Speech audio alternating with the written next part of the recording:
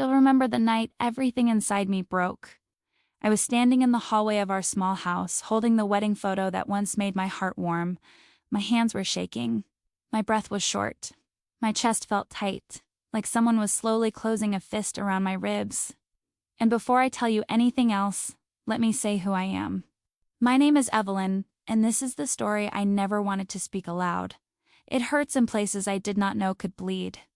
But today, for the first time, I will let the truth leave my mouth. Maybe because keeping it inside is even more painful than remembering. The house was silent that night, and I hated that silence. It felt like the world had stopped moving, waiting for me to fall apart. My husband, Noah, had left a few hours earlier. He walked out with a cold face and a calm voice. He said he needed space. He said we argued too much. He said he felt pressure from everything. But he did not look at me when he spoke. That was the part that made me tremble. Noah always looked into my eyes when he was telling the truth. Not this time, not even for a second. And deep in my stomach, I felt a cold fear rising, telling me something was terribly wrong. I sat on the floor of the hallway, still holding the photo. In the picture, he was smiling at me. His eyes were soft. His hands were on my waist. I remembered how safe I felt there. I remembered how sure I was that he would never hurt me. I pressed the photo against my chest, trying to feel that old safety again, but my body refused to believe it. My heart kept whispering that something was broken, something I could not fix, something that had already slipped away from me. Then my phone lit up. A message. I wiped my face, but my hands were shaking too much to lift the phone quickly. When I read the name on the screen, my whole body froze. It was my sister, Clara, my golden sister, my childhood friend. The person I loved more than anyone before Noah came into my life. She wrote, "Evie, I need to talk to you. Please." My throat closed. My mind ran fast, searching for the reason she would text me at this hour. But no reason I imagined felt as heavy as the feeling growing in my chest. I wanted to ignore the message. I wanted to pretend I didn't see it. But my fingers moved on their own. I opened it. "I wished I hadn't," she continued. "I'm so sorry. I never planned this. I didn't want to fall for him." I read those words again and again like they were written in fire. My breath left my body, my vision blurred. I felt the world tilt under me. My heart didn't just break. It cracked like glass under pressure, sharp pieces falling into the deepest part of me. I wanted to scream, but no sound came out. My voice died inside my chest. I typed her name, but I could not finish the sentence. My hands were heavy, my fingers refused to move. Then she sent another message. He came to me. He said your marriage was falling apart. I didn't know what to do. I should have stopped it. I closed my eyes as tears fell down my face. I felt like someone was pulling the air out of the room. I felt small, weak, lost. My sister and my husband, the two people I trusted most. The two people who knew my secrets, my fears, my dreams. And they had become a secret of their own. A secret that was killing me slowly. I dropped the phone. It hit the floor with a soft sound, but in my heart it felt like an explosion. I wrapped my arms around myself, trying to hold my body together. My chest hurt, my stomach twisted. I felt betrayal in my bones. It was not just the act. It was the lies, the hidden looks, the silence between me and Noah these past weeks. I thought it was stress. I thought he was tired. I thought he needed love. But now I knew the truth. He needed someone else. And that someone else was the girl who shared my childhood room. I stood up slowly, but my legs were weak. I touched the walls to stay on my feet. I walked to the living room, stepping over the shadows like they were memories trying to grab me. I sat on the couch and stared at the door, half expecting Noah to return, half hoping he would stay away forever. I didn't know what I wanted. I didn't know who I was in that moment. My heart felt too loud, my mind too quiet. Everything inside me was confused, hurt, shaking. Then the phone buzzed again. Another message. Another hit. "Please don't hate me," she wrote. "We didn't mean for this to happen." My lips trembled, my hands curled into fists. I felt anger rising through the sadness, mixing, burning, confusing me even more. I didn't reply. I couldn't, because I didn't know who to blame more, him or her. Maybe both. Maybe myself. Maybe love itself. The night felt long, but I didn't sleep. I sat there until the sun started to rise, painting the room with a sad, pale light. And just when my breathing began to calm, I heard a car outside. The sound made my heart jump. I walked to the window with slow steps, afraid of what I might see. And when I looked outside, the world fell silent again. Noah was there, but he wasn't alone. He was standing next to his car, his hand on the door, like he was not sure if he should come in or leave.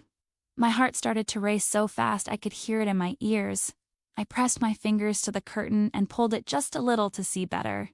The morning light made everything look softer, but there was nothing soft about what I saw.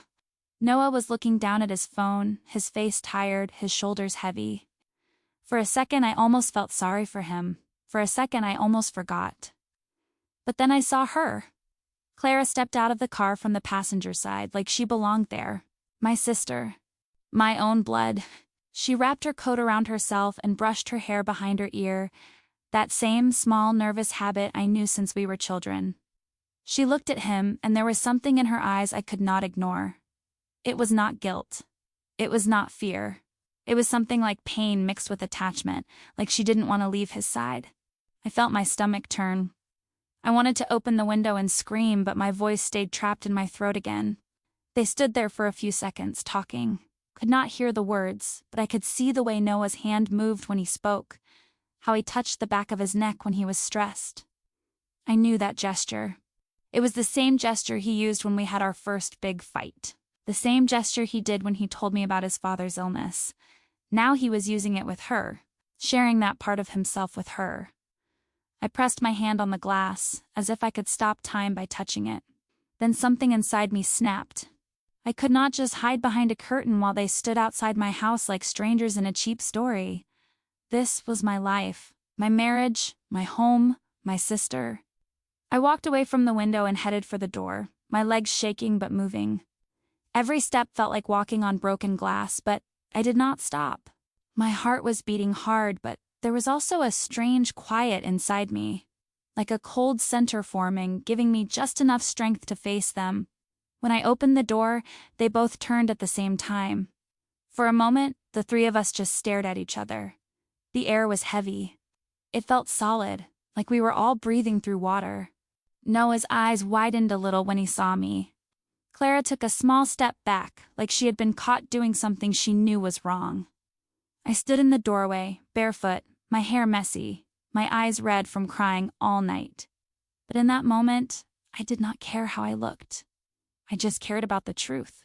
"Good morning," I said, even though nothing about that morning was good. My voice sounded strange to me, small but steady. Noah opened his mouth to speak, but no words came out at first. He closed it, swallowed, then tried again. "Evie, we need to talk." His voice was low, careful, like he was afraid I might break into pieces if he spoke too loud. He was right. I was already broken, but I wanted to see how far he would go. Clara looked at me with wet eyes. "Evie, I'm so sorry," she whispered. It was the same sorry from the messages, but now it had a face, a body. The same face that laughed with me when we were kids. The same body that shared my clothes when we had no money. My sister. I tried to search her eyes for the girl I used to know, but all I could see was the woman who stepped out of my husband's car at sunrise. I moved aside and opened the door wider. "Then come in," I said. "If we're going to destroy everything, we might as well do it inside." My voice sounded colder than I felt, but maybe that was good. Maybe I needed that cold now. They walked past me slowly, like they were entering a church or a graveyard. In a way, they were. This was the graveyard of my trust. We sat in the living room, the same room where Noah and I watched movies, celebrated birthdays, talked about our future. Now the future felt like something that belonged to other people. Noah sat on the edge of the couch, his hands together, fingers tight. Clara sat on the armchair, her shoulders small, her gaze low. I stayed standing for a while, afraid that if I sat, I might not get up again. "Say it," I said. "I already know part of it. But I want to hear it from you. From both of you." My voice trembled, but I didn't stop. I needed to hear the words. I needed them to cut through the last excuses in my mind.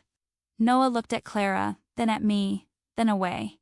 "We didn't plan this," he started. "It just happened." I almost laughed. That stupid line. "People don't just fall," I said. "They walk. They choose. They keep choosing. So tell me about your choices." His jaw tightened. For a moment I saw a shadow of anger in his eyes, as if I had no right to question him. That hurt, but it also gave me strength. "We started talking," he said finally. "When you were working late. When things between us were hard." My chest ached at that word. Hard. Like trouble in a marriage was a door he could walk through into my sister's arms. Clara wiped a tear. "You were always tired, Evie," she said softly. "You were distant." He was hurting too, and I tried to be there for him. I never meant... I raised my hand to stop her. "Don't you dare blame this on my tiredness," I said. "I was working for us. For this house, for this life, for him. And for you too, Clara. I helped you with rent when you lost your job. I stayed up with you when you cried over your last breakup. I gave you everything I could, and you chose to take the one thing I never thought I had to protect from you." The room fell quiet again. The only sound was the clock on the wall, each tick a reminder that time was moving, whether I wanted it to or not. Noah ran a hand over his face. "It was a mistake," he said. "We didn't mean to hurt you." The words felt empty, like someone saying sorry after burning your house down. The house was still gone. "How long?" I asked. My voice was almost a whisper. This was the question I feared the most. The answer would paint entire months of my life in a different color. It would turn memories into lies. It would change the meaning of every kiss, every cold night, every strange silence. Noah looked at Clara again. She nodded slowly, as if telling him to just say it. His shoulders dropped. 6 months, he said quietly. 6 months. I felt like the floor moved again. 6 months of secret messages. 6 months of hidden looks. 6 months of my sister and my husband sharing a life behind my back while I thought I was just going through a rough phase in my marriage. 6 months of me trying harder, cooking his favorite meals, planning small surprises, reaching for his hand at night, thinking he was just stressed. 6 months of him pulling away from me and moving closer to her. My legs finally gave up, and I sat down on the other side of the couch, far from him. I placed my hands on my knees to keep them from shaking too much. "So all those nights you said you were working late," I said slowly, "you were with her?" He didn't answer right away. That was answer enough. "Not always," he muttered. "But yes, many times." I closed my eyes.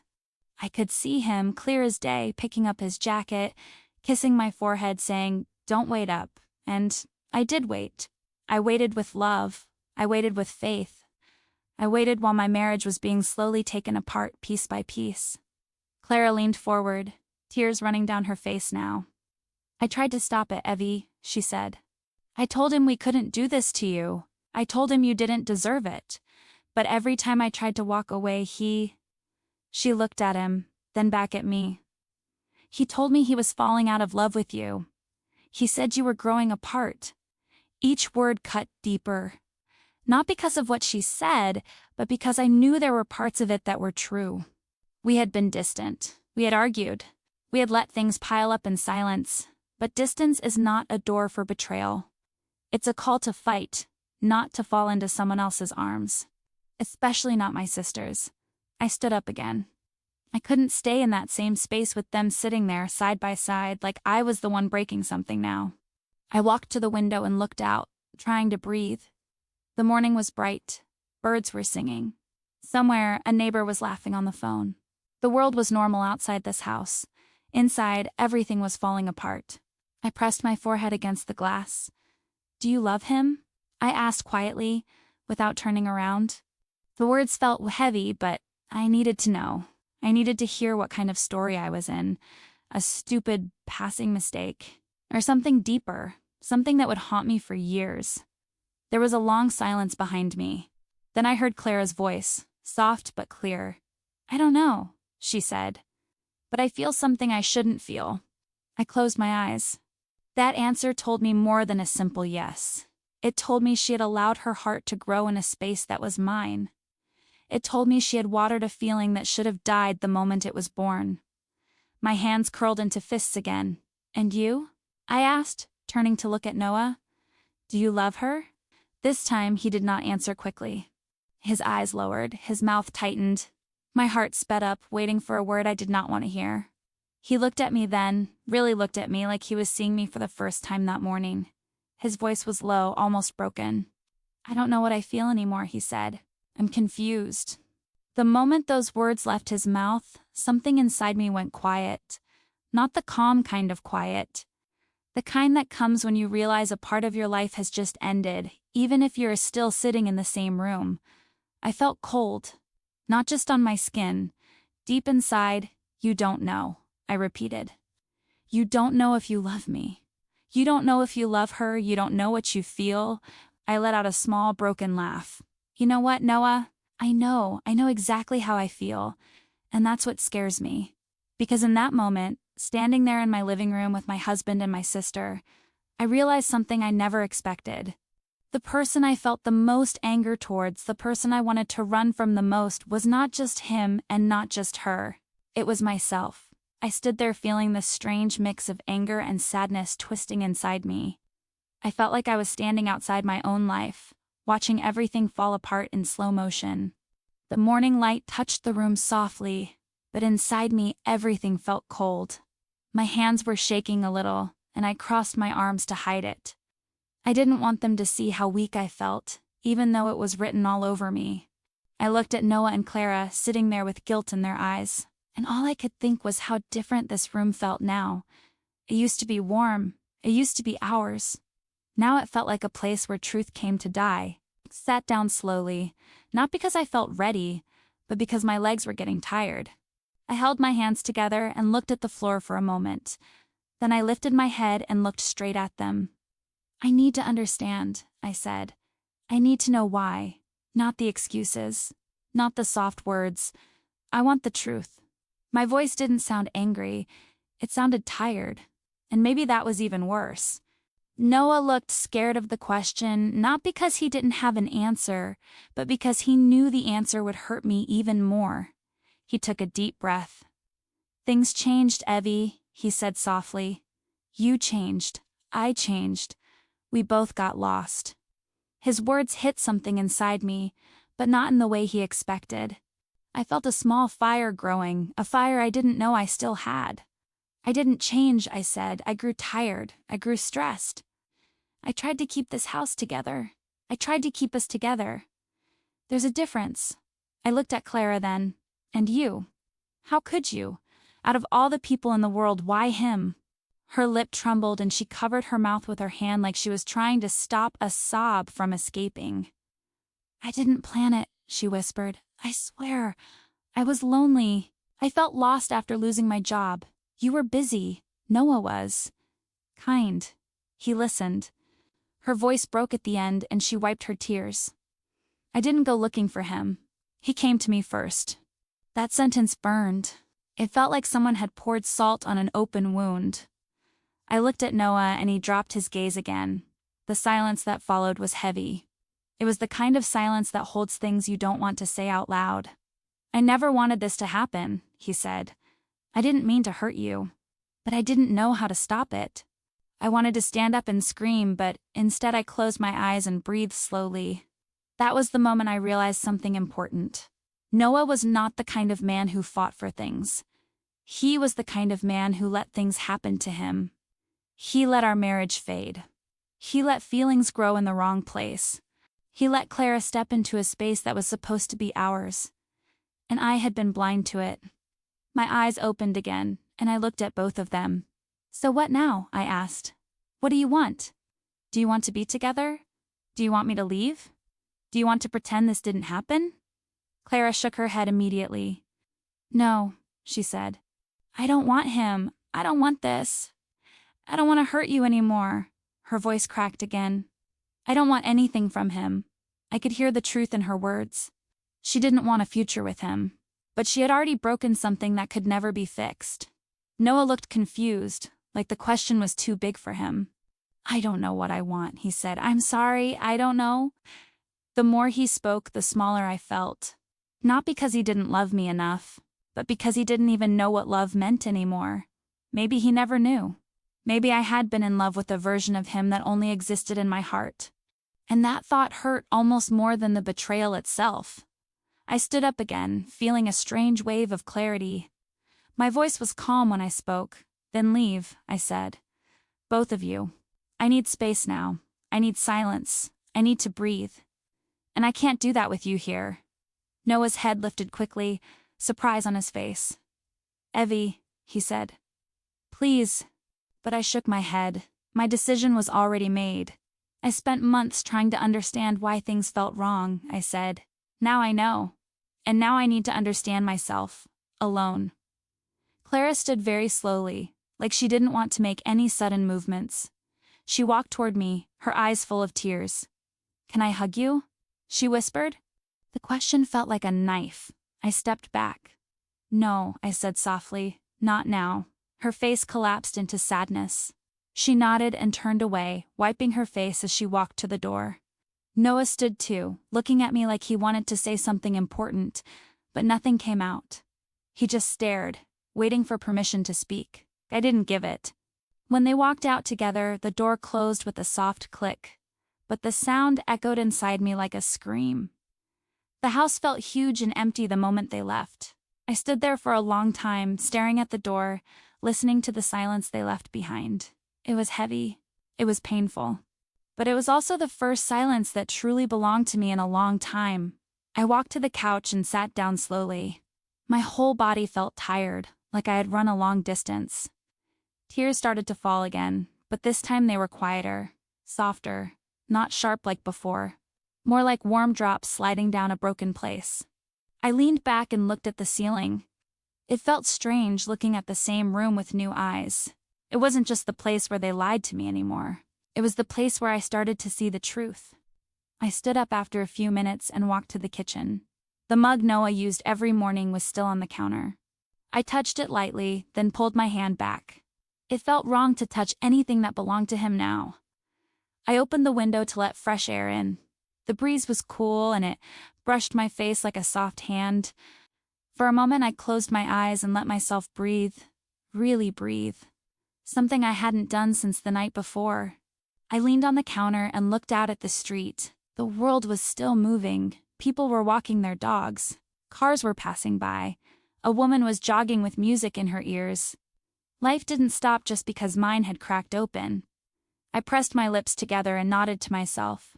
I didn't know what I would do next, but I knew I had to move. I had to try. I went back to the living room and picked up the wedding photo again. I looked at it for a long time. Then slowly, very slowly, I placed it face down on the table. I wasn't ready to throw it away. I wasn't ready to keep it either. But turning it over felt like the first real step towards something new, something unknown, something frightening. Then the doorbell rang. I froze. My heart jumped. A part of me knew who it was. A part of me hoped it wasn't. A part of me wanted to run and hide. But I moved toward the door, step by step, each one heavier than the last. I placed my hand on the doorknob and closed my eyes for a second. Then I opened it. And I felt my breath catch in my throat. Noah was standing there again, but this time, he was alone. His face looked different now, softer, almost desperate. His eyes searched mine like he was trying to find the girl he had broken just hours before. I held the door with one hand, unsure if I should let him speak or shut it in his face. My heart beat fast, confused, hurt, exhausted. I didn't want to talk, I didn't want more pain. But part of me needed to hear what he came back to say. Evie, he whispered, like my name was fragile. Please, just give me a minute. His voice trembled a little, and I saw something raw in his eyes. Something almost honest. I stepped back, not because I wanted to let him in, but because my legs felt weak again. He walked inside slowly, like he was entering a place he no longer had permission to be in. And he didn't. Not anymore. I closed the door quietly behind him. Not to trap him inside, but to trap myself in the moment. I needed to hear this. Whatever it was. I crossed my arms and leaned against the wall. He stood in the middle of the room, turning his wedding ring with his fingers like he didn't know where else to place his hands. I shouldn't have come back, he said softly. But I couldn't leave things like that. I stared at him, waiting. He looked around the room like he was seeing memories in every corner. Then he met my eyes again. I messed up, he said, badly. Worse than I ever thought I could. And I know sorry doesn't fix anything, but I need you to know that what happened, it wasn't about love, not real love. He took a step closer, but I raised my hand to stop him. He froze in place. Don't move, I said quietly. Not one step closer. He nodded, swallowing hard. Okay. His voice cracked a little, and for the first time since all of this started, I saw something real in him. Not excuses, not confusion, just fear. Fear of losing me. Fear of losing himself. Maybe fear of the truth finally showing its face. I was weak, he continued. I was lonely, and I felt like we were fighting more than we were loving. And I didn't know how to fix it. Clara was just there. She listened. She didn't push. She didn't question me. And I let myself fall into something that wasn't real. His words cut deep, but at least they were words I could believe. Lies are smooth, truth hurts. I pressed my fingers to my lips, trying to steady my breath. Why her? I asked softly. Why my sister? He closed his eyes like the question was too heavy. When he opened them again, they were glossy. Because she was familiar, he said. Because she reminded me of you. Because I missed you and I didn't know how to reach you. And instead of fighting for you, I reached for the wrong person. I felt something sharp in my chest again, but I didn't let the tears fall this time. I shook my head slowly. You didn't reach for the wrong person, I said. You reached for the easiest one. There's a difference. His face fell. He knew I was right. He always reached for what required less effort, less courage, less honesty. And I had spent years pretending not to notice. I walked to the other side of the room, needing space to breathe. He stayed exactly where he was, like he didn't trust himself to move. I'm not asking for forgiveness, he said quietly. I know I don't deserve it, but I need you to know that I'm not choosing her. I'm not walking away with her. I'm not leaving you for her. That was never what I wanted. I turned to face him. But you did leave me, I said. Piece by piece. Night after night. Lie after lie. You left me long before you walked into her arms. His chin trembled a little, and he looked down at the floor. I could see the guilt weighing on him like a heavy coat he couldn't take off. Part of me wanted to believe he was sorry. Part of me wanted to scream that sorry wasn't enough. But most of me just wanted silence. He lifted his head slowly. I want to fix this, he whispered. I want us. I don't care how long it takes. I don't care how hard it is. I felt something break inside me again, but not the sharp kind this time. More like something soft falling apart. You can't fix this, I said quietly. Some things don't get fixed. They get survived. He took a slow breath, and I saw tears forming at the edge of his eyes. I'm losing you, he said. The words were soft, hurt, honest. I looked away because his pain felt too heavy for me to hold. You lost me, I said, when you chose her over the truth. When you chose silence over effort. When you chose a moment over a marriage. He wiped his face with the back of his hand, but the tears kept coming. I still love you, he said, voice shaking. I know you don't believe that now, and maybe you never will again, but it's true. I felt a painful heat behind my eyes, not because of his words, but because once, a long time ago, I would have done anything to hear them. Now they felt like they belonged to another version of me. I stepped closer, not too close, but enough for him to hear me clearly. Love isn't something you say, I whispered. It's something you protect. His shoulders fell and he covered his face with both hands. His body shook with quiet sobs, and for a moment, I felt something old inside me move. Not love, not forgiveness, just memory. The memory of the man I married, not the man who stood in front of me now. I turned away, slowly, carefully, because everything inside me felt fragile. You need to go, I said softly. Not forever, not yet, but for now. I need space to understand who I am without your hurt in the room. I heard his breath catch. Please, he whispered. Don't push me away. I closed my eyes. You already let me go, I said. I'm just accepting it. He took a step back, like my words had pushed him physically. He looked around the room one last time, like he was trying to memorize it, or maybe trying to memorize me. Then he walked toward the door, slow, heavy steps. When he reached it, he stopped and looked over his shoulder. I'm sorry, he said again, voice barely audible. Then he left. The moment the door closed, my knees weakened. I sat on the floor, my back against the wall, and let the tears finally fall. They came slow at first, then faster, like a storm that had waited too long to break. I covered my face with my hands and let myself collapse into the pain. Time passed, but I didn't count it. Minutes, maybe hours.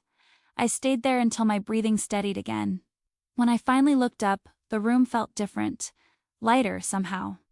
Not because the pain was gone, but because I wasn't sharing it with him anymore.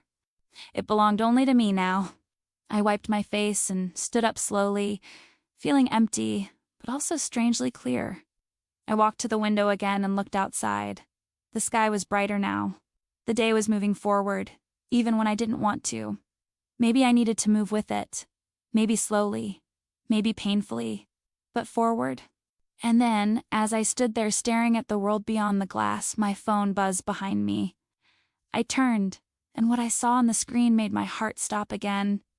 The screen was still glowing when I walked toward it, my heart heavy, my breath uneven. I wiped my hands on my clothes without knowing why.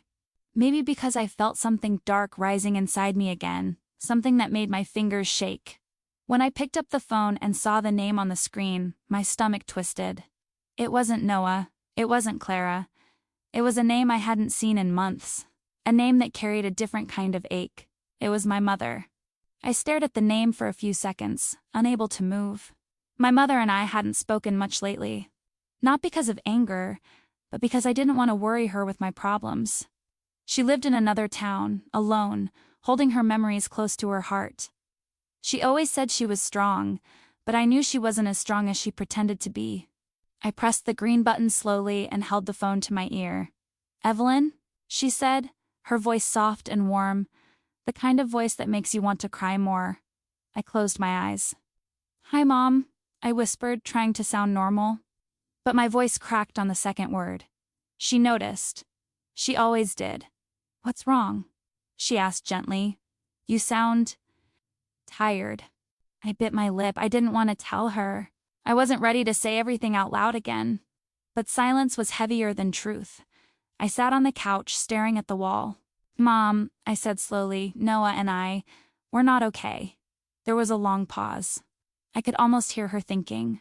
Not okay how? She asked. I looked down at my hands, at the small indent where my wedding ring used to sit. My throat tightened. I swallowed hard.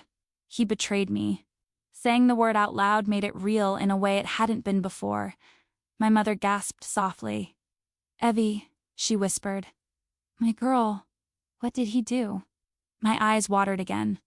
I covered my mouth, trying to hold back the sob. It wasn't just him, I said. It was. I couldn't finish. I didn't know how to say it. How do you tell your mother that her other daughter, the one she protected so much, had been part of the betrayal? She waited, patient, silent, giving me space to breathe. Finally, I forced the words out. It was Clara, I said. The name felt like a stone in my mouth. The silence on the other end of the line was deep and long. When my mother finally spoke, her voice was not soft anymore. It was broken. Your sister? She whispered. Your own sister? I nodded even though she couldn't see me. Yes, I said. For 6 months. I heard her breathing become shaky. She was hurt too. Maybe shocked. Maybe angry. Maybe all of it together. Evie, she said, come here, please. Just come home for a few days. Shouldn't be alone in a moment like this. A part of me wanted to pack a bag and run to her. To hide in my childhood room and pretend I was still young, still innocent, still untouched by betrayal. But another part of me knew I couldn't run. Not yet. I needed to face this. To feel it. To understand it. I can't, I whispered. Not now. She sighed softly, the kind of sigh that comes from love. Okay, she said. But promise me something. Don't let this destroy you. Don't let their choices define who you are. Her words were familiar. She had said them before years ago, when I had my heart broken for the first time. But this pain was not the same. This was deeper, wider, older. Something inside me had changed. Something that would never go back to the way it was. "I'll try," I said. It was all I could promise. We talked a little more. She tried to comfort me with stories, memories, soft words. I let her talk even when I didn't have the strength to answer. When we finally said goodbye, I sat in silence for a few minutes, listening to the quiet inside the house. It didn't feel like mine anymore. It felt like a place where ghosts lived, ghosts of what used to be, ghosts of what would never return. I stood up slowly and walked toward the bedroom. Each step felt heavy, like my body was made of stone. When I entered the room, the first thing I saw was the bed. The sheets still smelled like Noah. I closed my eyes, trying to steady myself. I didn't want to cry again. I didn't want to fall apart anymore. But falling apart seemed to be the only thing my body knew how to do. I walked to the closet and opened the doors. His clothes were still there, hanging neatly, waiting for a routine that no longer existed. My hands shook as I touched one of his shirts. I remembered the last time he wore it. We had gone to a small restaurant near the river. We had laughed. We had taken a picture. I thought we were healing back then. Now I wondered if he had already been lying to me. I let go of the shirt and stepped back.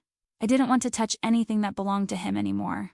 I sat on the edge of the bed and looked around the room at all the things that carried memories.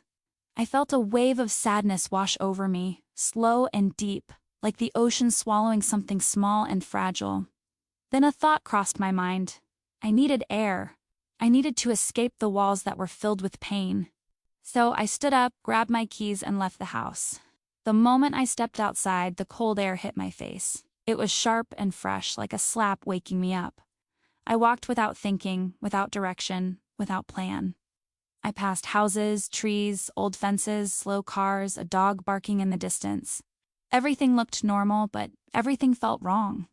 I ended up at the small park near our house, the same park where Noah and I had walked on Sundays. The same park where he once told me he wanted to grow old with me. The same park where he kissed me under the rain. I stopped near the bench where we used to sit. I looked at it, and my chest ached. I sat down slowly, feeling the cold wood under me. I leaned back and looked at the sky. It was gray, like it wanted to cry too. I closed my eyes for a moment, letting the wind brush my face. I didn't know how long I sat there. Maybe minutes? Maybe hours? Time didn't feel real.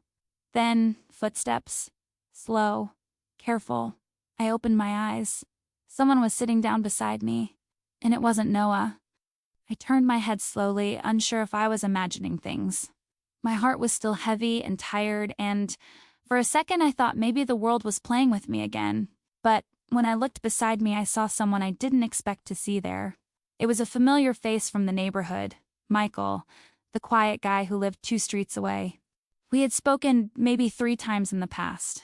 Small things, simple things. He always had a calm voice and gentle eyes, the kind of person who made you feel safe even if you didn't know him well. He didn't look at me at first. He was staring at the ground, his hands in his pockets, his shoulders drawn in like he was trying to make himself smaller. I didn't understand why he sat beside me. There were many empty benches around, but he chose this one. When he finally looked up, his eyes met mine, and something in me softened just a little. Not because I felt anything romantic, not because he meant anything special to me at that moment, but because his eyes didn't carry judgment. They carried understanding. "Hey," he said softly. Just one word. But the way he said it made my breath slow down, made my chest loosen just a bit. I nodded back. "Hi." My voice came out quiet, almost fragile. He studied my face gently, not like someone trying to find answers, but like someone trying to make sure I wasn't breaking right there in front of him. "You okay?" he asked, even though it was clear I wasn't. Something in his voice wasn't forced. It wasn't empty comfort. It was real. I took a small breath. "No," I said honestly. "Not really." He nodded slowly. I could tell. Then he looked forward again, letting silence fall between us in a way that felt safe. We sat like that for a moment, the wind touching our faces, the trees moving softly around us. I didn't know why he was there. I didn't know why he cared. But his presence didn't feel intrusive. It felt like a quiet shield between me and the storm inside me. He leaned back on the bench and spoke without looking at me. "I heard things," he said gently. "Not from people. From the way you looked yesterday. The way Noah looked." His voice was careful, like he didn't want to step on anything too fragile. I closed my eyes. Even strangers could see what was breaking inside my house. Even the walls didn't hide it. "You don't need to say anything," he added quickly. "I'm not asking. I'm just here." And somehow those words made my throat tighten again. I didn't want to cry in front of him. I didn't want to let a stranger see me falling apart. But I was already broken. "Maybe it didn't matter anymore," I whispered. "He betrayed me." The words left my mouth before I could stop them. Michael didn't react with shock. He reacted with silence. The kind of silence that accepts your pain instead of trying to fix it. "I'm sorry," he said softly. I nodded, wiping the corner of my eye. "And my sister," I added. He turned slightly, his eyes deepening with empathy. "That's heavy, heavy." The word echoed in my mind. Yes, that's what it was. Heavy enough to bury me if I wasn't careful. I looked at him more closely. "Why did you sit here?" I asked. He gave a small, almost shy smile. "'Cause no one should cry alone in a place like this." For a second I felt something warm inside my chest. Not hope, not anything strong. Just a soft human connection, like someone holding your hand in the dark. I leaned back again, my shoulders loosening a bit. "I don't know what to do," I whispered. "I don't know where to go from here." He nodded gently. "You don't need to know today," he said. "Some days are just about breathing." His words were simple, but they sank deep into me. We stayed there for a while, neither of us saying much. The quiet between us didn't feel uncomfortable. It felt like a warm blanket over cold skin, like the world was giving me a small pause from my own pain. When I finally felt calm enough to breathe without shaking, I stood up slowly. "I should go home," I said. "I need to think." He stood up too, hands still in his pockets, his face soft. "Take your time, Evelyn," he said. Hearing him say my name felt strange, almost grounding. "And if you ever need someone to sit in silence with, I live close." He smiled gently, not pushing, not asking for anything, just offering presence. A tiny piece of kindness in a day full of hurt. I nodded, feeling something warm in my chest for the first time since the morning. "Thank you," I whispered. He nodded back, then turned and walked away, leaving me standing there with the wind around me and a weight inside me that felt just a little lighter. I took a deep breath and walked home. The closer I got to the house, the heavier the air felt again, but I stepped inside anyway. The silence didn't crush me this time. I walked to the living room and sat on the couch, letting everything settle. I didn't cry, I didn't break. I just sat there breathing, feeling the world slowed down. Then I noticed something. Something I hadn't seen before. Noah's jacket. It was still on the chair by the door. Left behind, forgotten, or maybe not forgotten at all. I stood up, walked toward it, and touched the fabric with my fingertips. And as I held it, a quiet thought whispered inside my mind. Something I didn't want to feel. Something I didn't want to admit. What if he left it on purpose? I held Noah's jacket in my hands for a long time, feeling the weight of it, the warmth still trapped in the fabric. It smelled like him, like the man I used to know, the man I thought would always choose me. My fingers curled around the cloth slowly, as if it were something fragile, something that might break if I squeezed it too hard. And maybe it was fragile. Maybe everything that belonged to him was fragile now, because it carried pieces of a life that no longer felt real. I lifted the jacket and pressed it against my chest, closing my eyes for a moment. The familiar scent hit me like a wave, soft, warm, safe. My body reacted before my mind did. For a second, I felt comfort. Then the comfort turned into pain. Pain so deep it felt like someone had pushed a hand inside my chest and twisted something important. I lowered the jacket quickly, afraid of drowning in memories. I laid it on the table and stepped back. "Why did you leave this?" I whispered into the empty room. "Why can't you leave me alone even when you're gone?" The silence answered me the same way it had answered all morning. with nothing. I rubbed my hands together, trying to warm them. The house felt colder. Maybe it was just me. I walked to the kitchen and poured a glass of water, but my hands were trembling so much I had to hold the glass with both palms. As I drank, my eyes drifted to the hallway, to the open door of the bedroom, to the shadows that reminded me of nights we shared, nights that felt like lies now. I put the glass down and pressed my palms to the counter. I didn't want to feel anything anymore, but feelings don't ask permission. After a while, I took the jacket again and carried it to the couch. Sat down, placing it beside me like someone sitting close. My eyes filled with tears, I tried to blink away. "Why wasn't I enough?" I whispered. It wasn't a question for him. It was a question for myself. A question I didn't know how to answer. I touched the ring on my finger, slowly twisting it. It felt heavy, strange, like it didn't belong to me anymore. I slid it off carefully and held it between my fingers. The small circle of metal glowed in the afternoon light, cold and distant. I remembered the day he put it on my hand. His hands were warm. His eyes were shining. I believed every word he said, every promise, every dream. I was so sure of us. I closed my fist around the ring, squeezing it until it hurt. I needed the pain to feel real, to remind myself that I was still here, still breathing, still alive, even when everything inside me felt like it had died. I opened my hand and looked at the ring again. "You broke us," I whispered, "but I won't let this break me." I placed the ring on the table next to the jacket. For a moment, they looked like symbols from another life, a life that was over now. The room felt too quiet, too still. I needed sound, something, anything. I walked to the window and opened it. The breeze came in, brushing my hair, carrying the sounds of life outside. Children laughing, a car passing, someone mowing the lawn far away. Normal sounds. Sounds that didn't match the chaos inside me, but somehow helped me breathe. I sat on the floor near the window, pulling my knees close to my chest. I watched the world moving without me. It felt strange, like I was standing behind a glass wall, watching a life that didn't belong to me anymore. I leaned my head against the wall and closed my eyes. Then my phone buzzed again. I opened my eyes quickly, my heart jumping into my throat. I crawled toward the couch and picked up the phone with shaking fingers. I expected to see Noah's name, or Clara's, or maybe my mother checking on me again. But it wasn't any of them. It was Michael. I stared at the screen, confused. He had never texted me before, not once.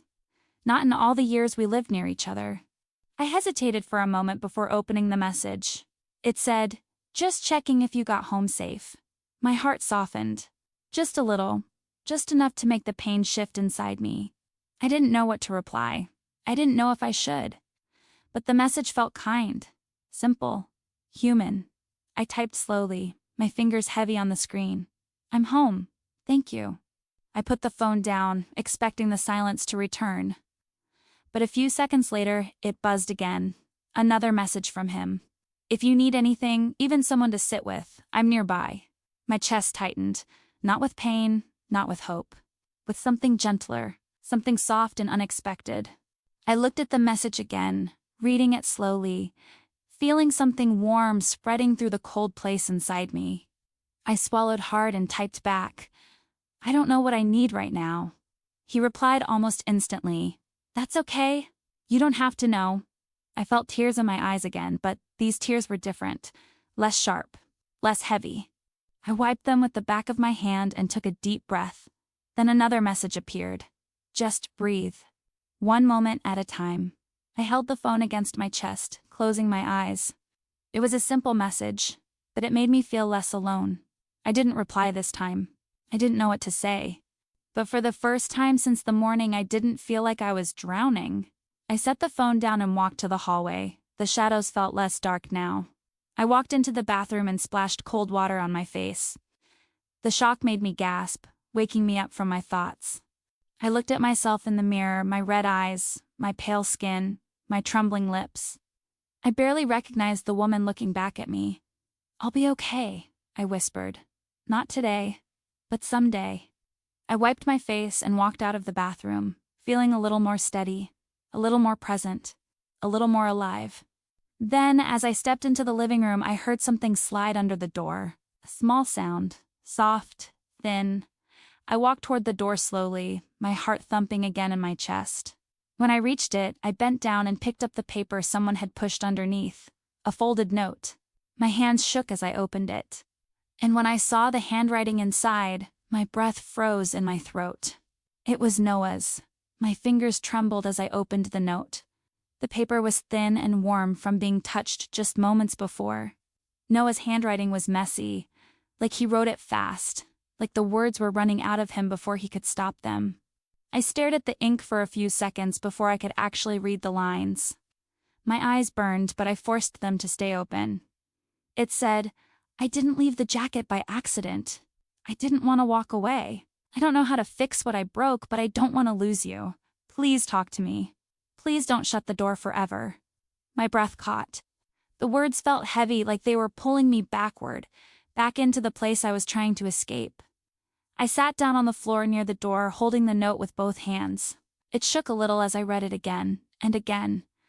Each time it hurt differently, like touching a bruise from a new angle. A part of me wanted to rip the note into small pieces and throw it away. Another part of me wanted to hold it against my chest and cry until there was nothing left inside me. But I didn't do either.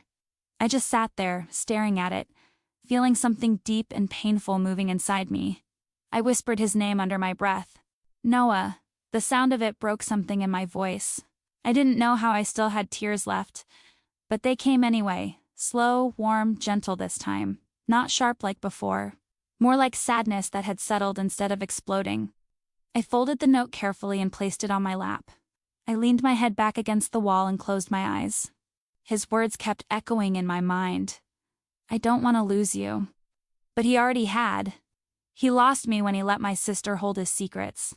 He lost me when he traded honesty for comfort. He lost me when he opened his heart to someone who should have never stood between us.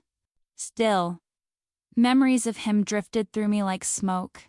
His smile, his voice, the nights we stayed up talking, the promises we whispered in the dark. It hurt to remember, but it also hurt to forget. I didn't know which pain was worse. After a few minutes, I stood up slowly and placed the note on the table next to his jacket and my ring. 3 pieces of a life I wasn't sure how to hold anymore. I stepped back and looked at them. They felt like parts of a story that had already ended, even if the last page wasn't written yet. Then my phone buzzed again. This time it wasn't Michael. It wasn't my mother. It wasn't Clara. It was Noah. My heart jumped in my chest. I stared at the screen, unable to move at first. His name felt heavy, almost too heavy to touch.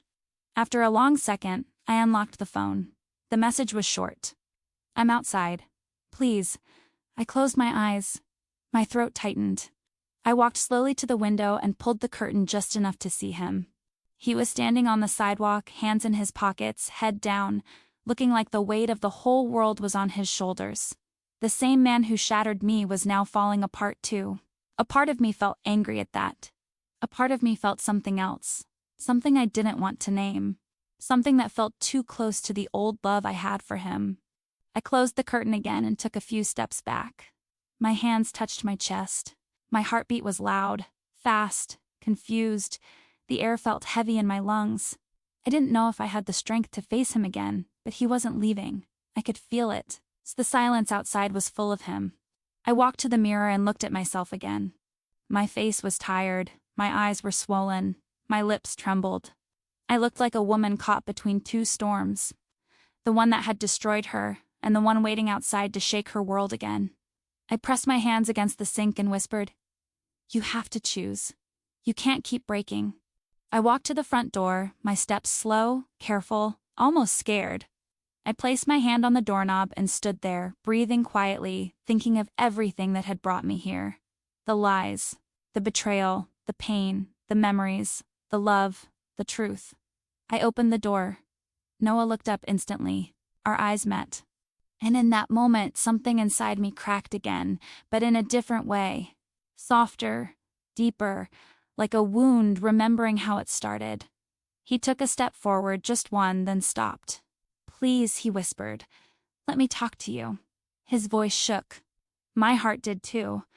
But before I could say a single word, someone called my name from behind him. A voice I didn't expect. A voice that made both of us turn.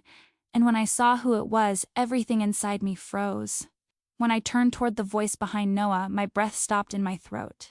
For a moment, I forgot how to move, how to swallow, how to even think. The world around me faded, and all I could see was the person standing a few steps away. My sister, Clara. Her eyes were red, her hair messy, her hands shaking at her sides. She looked exhausted, like she hadn't slept since the morning, like she had been carrying a storm of her own. Noah stepped aside when he saw her, surprise on his face. He didn't expect her to show up. Neither did I.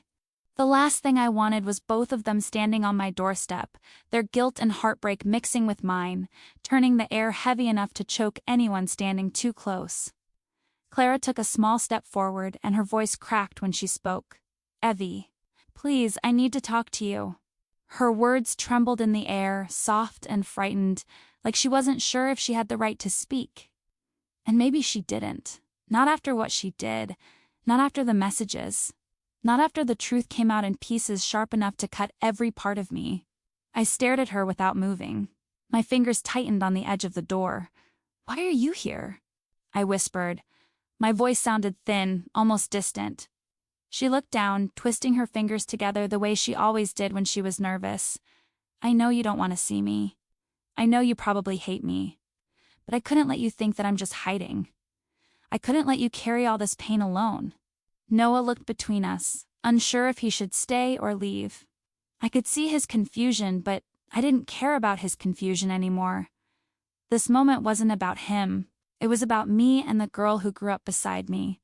The girl who shared my secrets. The girl who broke me in a way no one else ever could. Clara wiped her eyes with shaking hands. "I messed up," she said. "More than I ever thought I could. I hurt you. I hurt myself. And I can't change the past, but I can't tell you the truth. All of it. Even the parts I'm scared to say." Her voice was shaking now, like she was afraid I would walk away before she finished. Something inside me tightened. I didn't know if I was ready for more truth. The last truth almost drowned me. But walking away didn't feel right either. Not yet, not while the wound was still open. I stepped back slowly, opening the door wider. "Come inside," I said quietly. "Both of you." My voice surprised even me. It wasn't soft. It wasn't angry. It was something in between. Something tired and strong at the same time. They walked in slowly, carefully, like they were stepping onto fragile ground. Noah stood by the wall, silent, his head down. Clara walked to the center of the living room and stopped. She took a deep breath, pressing her hands together as if she was trying to hold herself steady. "I should have told you from the start," she said. "I should have told you the second I felt anything wrong. But I was scared. Scared of you being angry. Scared of losing you. Scared of facing what was broken inside me." Her voice cracked, and she covered her mouth for a moment. I didn't sit, I didn't move, just watched. She continued, slower this time. "I didn't want him. Not at first, I swear. He came to me when he was lost, and I thought I was helping. I thought I was being a good sister to you. But somewhere along the way I lost control. I confused his pain with something else. And I let myself fall into a feeling that should have never existed." I closed my eyes for a second, letting the words sink in. They hurt, but they were honest. She looked up at me again. "I kept telling him to stop. I told him he needed to talk to you. I told him he was making a mistake. But he kept saying he didn't know how. And She shook her head. "I didn't know how to pull myself out either." Tears streamed down her face again. "I'm not asking for forgiveness," she whispered. "I know I don't deserve it. But I'm asking you to see the part of me that didn't want to hurt you. The part of me that was weak, not cruel." I felt something inside me shift, slow and heavy. She wasn't lying. I could hear the truth in her voice. I could see the pain in her eyes. Pain that came from hurting me. Pain that came from hurting herself. Pain that came from choices she didn't have the courage to stop. Noah finally looked up. "Evie." "She's telling the truth," he said softly. "None of this was planned. None of it was meant to replace you." I looked at him sharply. I didn't want him to speak for her. Not now. Not after everything. I raised my hand. "Stop," I said. He closed his mouth immediately. Clara took a slow breath and stepped a little closer. "I need you to know one more thing," she whispered. I ended it. Not him. Me. I told him it had to stop. I told him I couldn't live with myself if it continued. I told him, "I loved you more than I ever cared about anything I felt for him." My vision blurred for a moment. I blinked fast. I wasn't expecting that. I wasn't expecting her to choose me in the end, even if it was too late. Even if everything was already broken. She took another careful step. "You're my sister," she whispered. "You are my best friend. I don't want a life where I lose you forever." Her voice fell quiet. The room fell quiet too. I opened my mouth but no words came out. Because I didn't know what to say. Because forgiveness wasn't ready to come out of me. Because anger wasn't ready to leave. Because pain wasn't finished living inside me. I looked at her. Then at Noah. Then at the floor. And the silence stretched between us like a fragile thread. A thread that could break at any second. Then slowly, carefully, I lifted my eyes again. And the words that left my mouth surprised even me. The words came out before I could stop them. They felt raw, heavy, and painfully honest, like they had been waiting inside me all day, pressing against my chest until they finally found a way out. "I don't know who I am with you two anymore," I whispered. Clara's face fell. Noah took a small step forward, then stopped when he saw me raise my hand. I wasn't shaking this time. For the first time in hours, maybe in months, I felt still. Not calm, not healed, not strong, just still. Like the storm inside me had finally decided to sit down and listen. "I loved you both," I said softly, my voice breaking on the last word. "In different ways. Deep ways. Ways that shaped my life. And you both broke something I didn't know could be broken." Clara covered her mouth, crying quietly. Noah looked like someone who had forgotten how to breathe. I took a slow step back, giving myself space to feel the truth. "I can't forgive you today," I continued. "Maybe one day. Maybe never. I don't know. But today?" I shook my head. "Today I don't even know how to stand in the same room without feeling like I'm disappearing." Noah swallowed hard. "Evelyn, no, I don't deserve a second chance. I know I hurt you in a way I can never fix. But I still love you. I'm still here." His voice cracked, like his heart was breaking in real time. I looked at him, really looked, and for a moment my chest tightened. Not with love, not with hope, with grief. Pure grief for the life we were supposed to have but lost somewhere along the way. "I believe you," I whispered. "But love wasn't enough for you when it mattered." He closed his eyes, the truth hitting him deeper than any scream I could have thrown at him. Clara stepped forward a little, wiping her tears. "Evie, I will spend the rest of my life trying to be someone you can trust again. I don't expect it. I don't deserve it. But I will try." Her voice trembled like a fragile promise. I looked at her. The pain in her eyes matched mine in a strange, twisted way. She wasn't my enemy, not really. She was my sister who had been weak, scared, lonely, and human. Terribly human. But the wound she left was still bleeding. "I need time," I whispered. "And space, and quiet." They both nodded. For a moment we stood there, the three of us, connected by history, broken by choices, tied by blood and love and loss. A triangle that would never be a straight line again. Then I took a breath that felt like the first breath of a new life.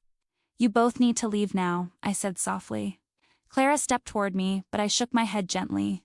"Not today." She stopped immediately, pressing her hand to her chest like she was holding something from falling apart.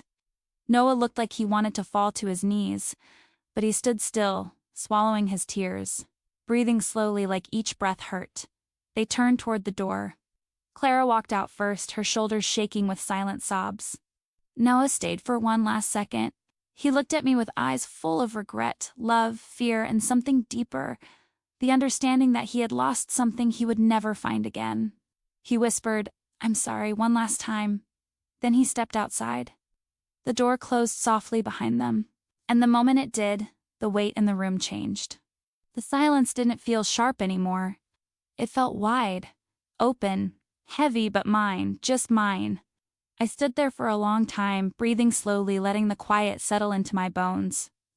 The sound of their footsteps faded down the street. When I finally moved, I walked to the table where the three objects still sat. Noah's jacket. My wedding ring. His handwritten note. 3 pieces of a life that didn't belong to me anymore. With slow hands, I folded the jacket and placed it inside a small box. I put the note on top. Then I picked up the ring. It felt cold in my palm at first, then warm, then nothing. I sat by the window and held the ring between my fingers, watching it catch the afternoon light. I remembered the smile he had when he put it on my hand for the first time, the promises, the hope, the love that felt so unbreakable. I closed my eyes and kissed the ring gently, a goodbye to the girl I used to be. Then, with a long breath, I placed it in the box with the others. I closed the lid, not forever, not with anger, just with acceptance. A soft ending to a story that had already ended before I was ready to admit it. I stood up and walked outside. The fresh air touched my skin, cool and gentle. The sky was turning orange with the sunset, painting the world in soft colors that felt like healing. As I walked down the street, I saw someone sitting on a bench near the park. Michael. He looked up when he saw me, a small, soft smile on his face. Not eager, not hopeful, just kind, just present. I walked toward him slowly, feeling my heartbeat steady for the first time that day. When I reached him, he didn't speak. He just nodded as if saying, "I'm here if you want." And for the first time after everything shattered, the words came out of me like a quiet, gentle truth. I don't want to be alone right now. He moved slightly, giving me space to sit beside him. I sat. We didn't touch. We didn't talk. We just breathed the same quiet air, letting the evening light fall on our faces. And in that silence, not sharp, not heavy, but soft, I felt something small and new inside me. Not joy, not love, not hope, but maybe the beginning of healing.